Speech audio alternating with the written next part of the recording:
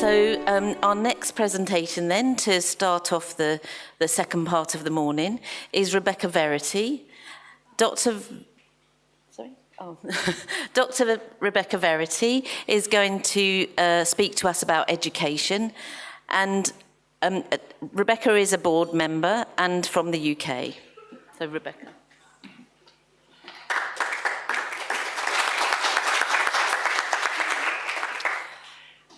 Have we got the... Yeah, that's fine. Thank you. Good morning. I'm so happy to be here today. I'm really excited about it. It's my first time in Estonia, so I've been super excited, and it's wonderful to meet and see so many of you here today. I'm going to talk to you about education, and I'm going to talk to you... Does it move forward? Have I got it the right way around? That would help. I'm going to talk to you about some of the challenges we have in cancer care and why education for nurses is really important. And some of these things you'll know, so it's just really confirming to you why it is important, why we should be thinking about education. I'm also going to talk to you about some of the work that we do in EONS and promoting some of the help out there, really, that we hope we can share with you today in this session. This is a really good slide for me to follow on from that, what was, I think, a really marvellous video. It makes me feel really proud to be a cancer nurse. Part of the film was videoed within this hospital. So this hospital is partly where I work, some of the clinical areas where I work. And the video that you've just seen came from Guy's and St. Thomas's, or some of it. Some of it was also videoed in Holland as well. So I wanted to start this session with you talking about somebody who is also been celebrated in May. May is a really fantastic month for celebrating nursing now, I think, because we also celebrate the International Nursing Day, which of course is Florence Nightingale's birthday. And Florence Nightingale started the first institution, really, for supporting and teaching nurses. She absolutely, it was fundamental to her that we had access to education and that we were clever and that we were knowledgeable. And she started the first school of nursing within, you can see there's an older building there. That's the old St. Thomas's hospital site on the River Thames in London. And that's where she started or founded the first school in nursing.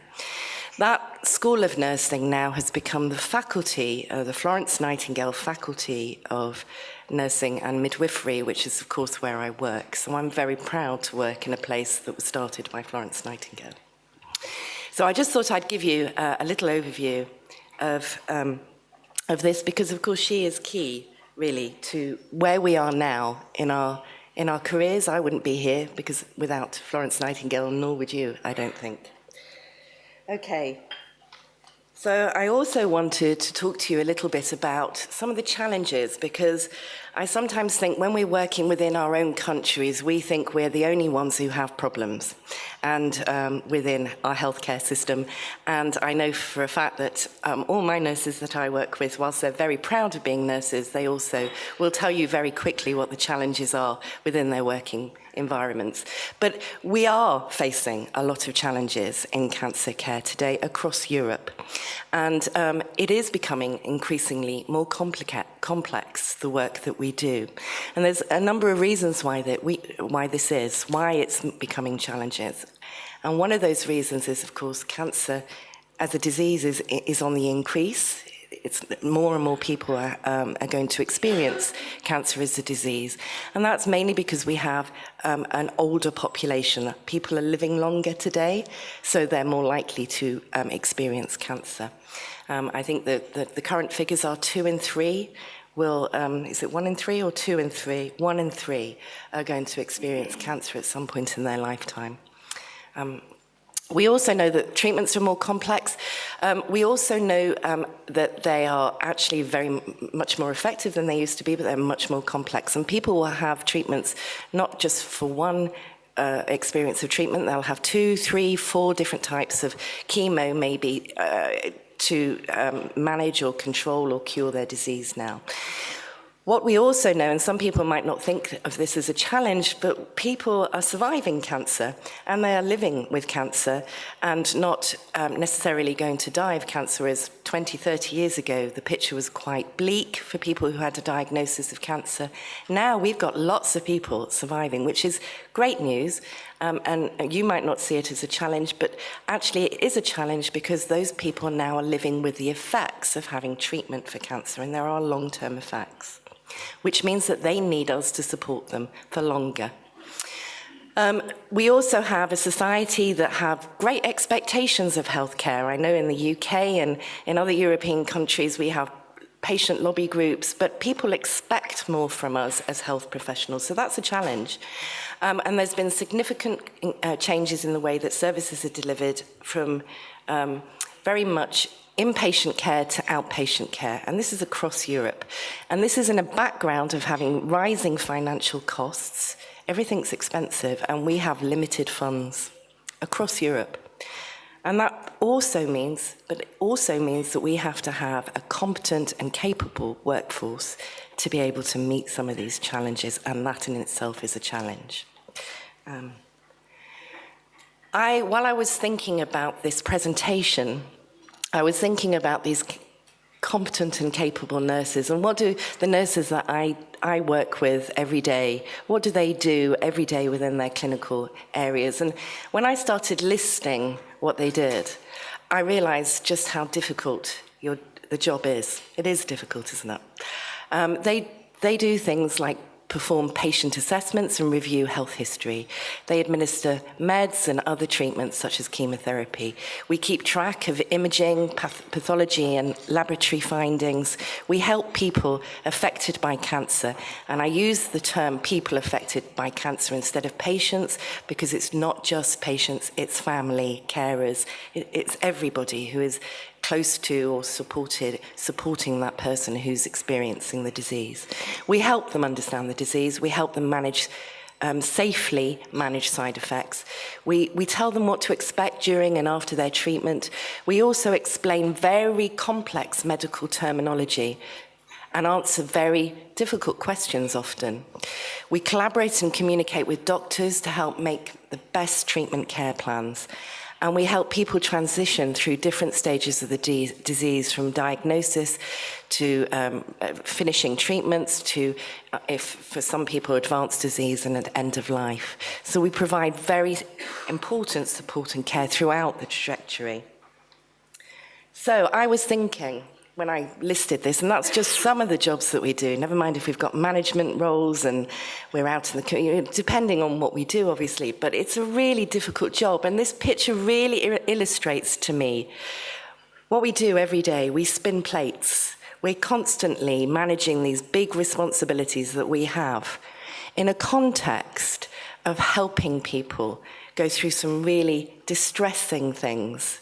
Patients often say we'll be very distressed, they have a lot of emotional challenges themselves that we have to help support them. So for me, it's a really difficult job, and I think we underestimate that.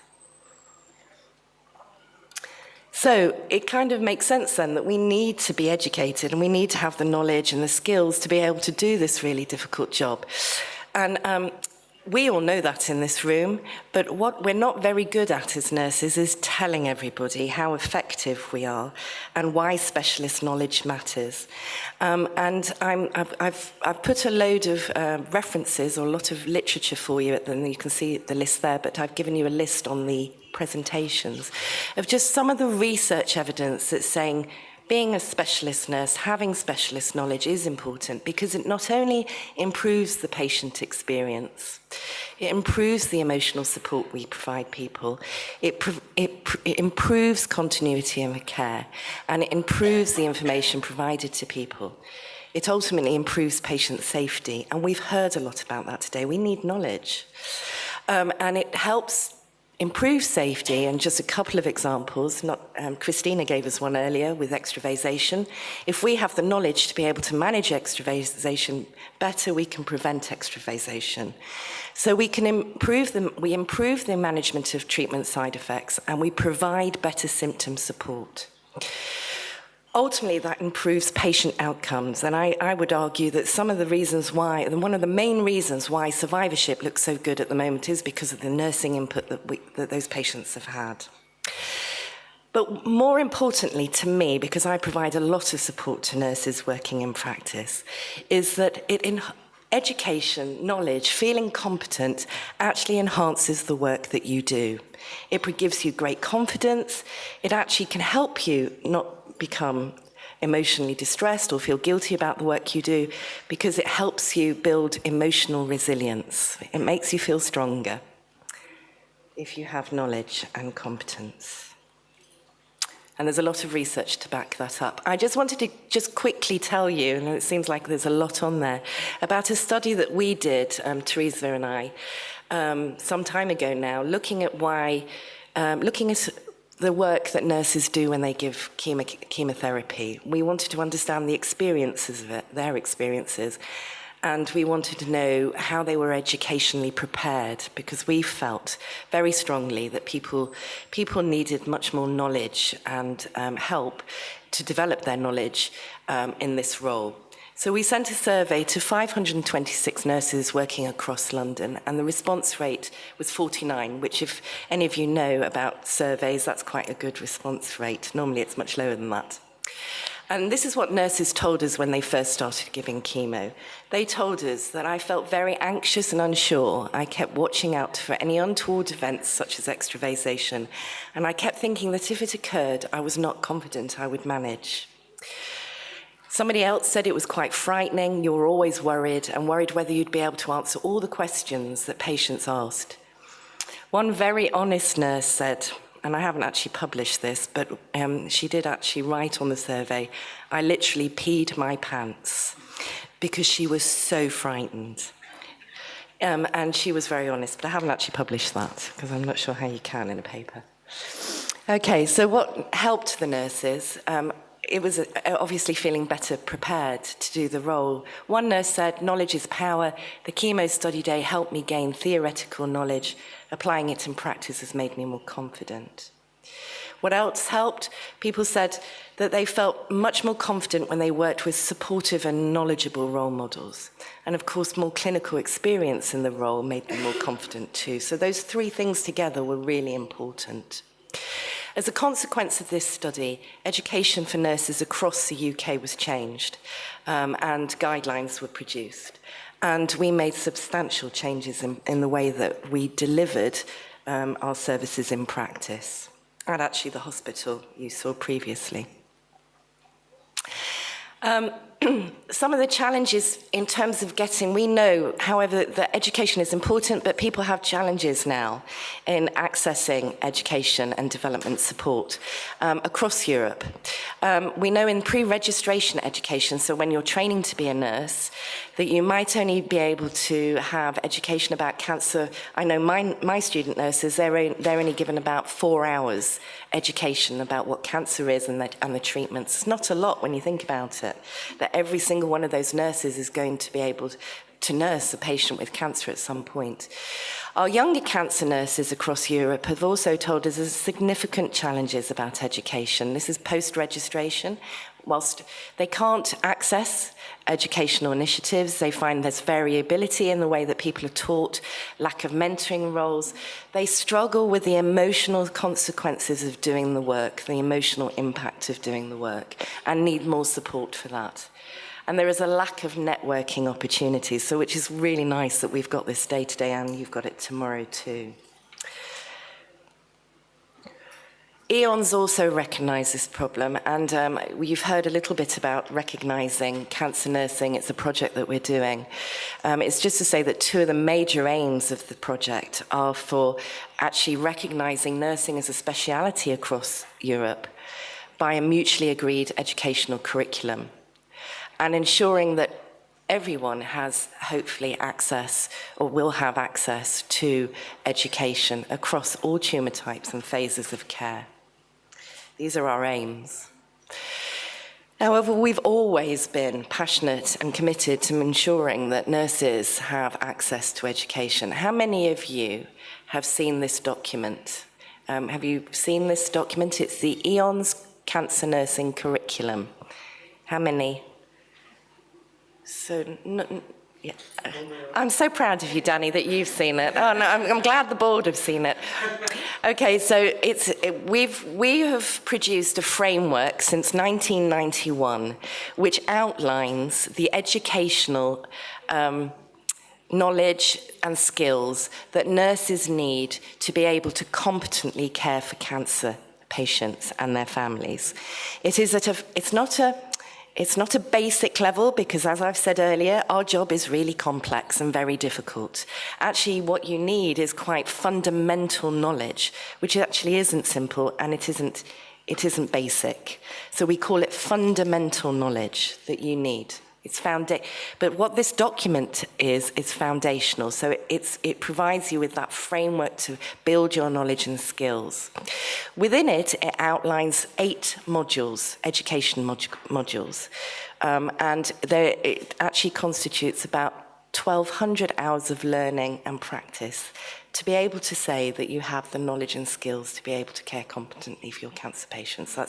This is what we're promoting or advocating.